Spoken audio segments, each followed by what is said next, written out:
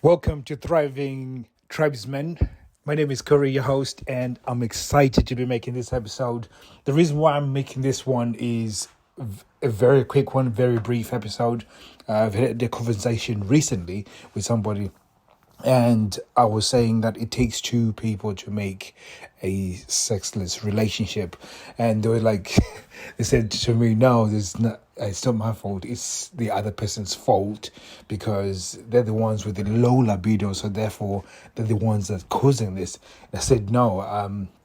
I know it's easier to blame somebody and to focus on the reason that this is all happening, that it's their fault. But really, it does take two because there's certain behaviors that you've done that may have caused that other person to feel like they cannot be free to feel arousal, free to feel desire. And when you can change those habits, then they will feel free to be able to do that." And I said again, the issue could be 99% their fault. So the fact that they got low libido, it could be 99% their fault, but it could be 1% that could be your fault, again based on their habits and behaviors. So therefore, when you are blind to it and you put all the blame, it means that if there's that 1% that you could change, that 1% could be the difference that makes the difference.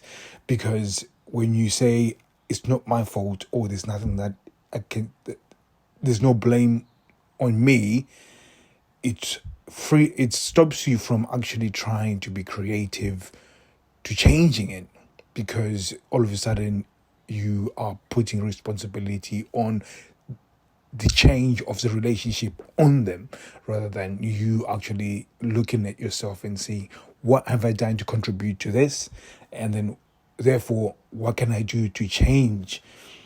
And this is the most important part, that when you look at it from that perspective, when you say, what have I done to contribute to this, then it starts helping you to be creative on saying and identifying what you can change to make the difference.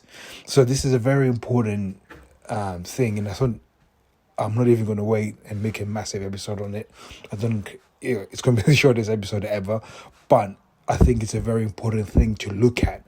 And for those people that listen to this, I think this is the difference that makes a difference, when you can start thinking, and I can give you some examples on this.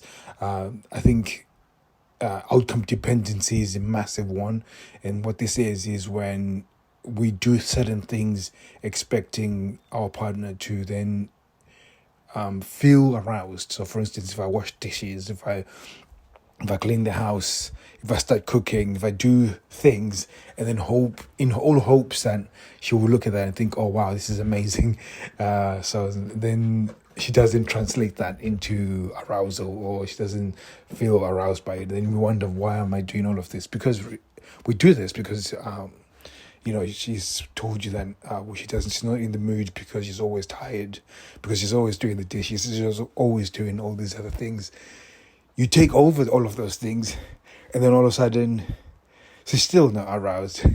So this is where things come into play, with that, when you remove the outcome dependency. So this is, if you've ever listened to our episodes before, when you do all of those chores, and you have to want to do it, you have to be enjoying doing it, and that's what becomes the attraction piece. When you do it with the expectation of sex at the end, it mounts up pressure on her, and then all of a sudden she feels icky when it comes to the actual doing, because then it's almost transactional, and she won't feel aroused by it. So when you can remove the outcome dependency, then all of a sudden it becomes, she likes the fact that you like doing the dishes, you like cleaning, you like right now I'm at home, I'm putting the clothes away, I've done the washing, there's more washing to do, and I'm not even expecting any I'm not even expecting her to say "other boy" for doing it. I'm doing it because I want to have a tidy house. I want my children to have clean clothes when they go to school, and I think all of that. And I want her to have clean clothes in terms of options. So I'm doing it because I want to do it.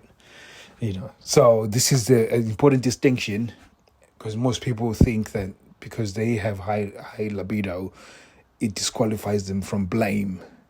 It takes two to create a sexist relationship. So hopefully that's really helpful for you guys. And again, go to our Instagram, Thriving Tribesmen, and go over there if you've got any question. And then if you want us to help you, to guide you and really hold you by the hand and show you what you need to do to change your sexless relationship, go and DM us and say free resources, so we can send you some resources. So thank you very much, and I'll be speaking to you soon. Take care.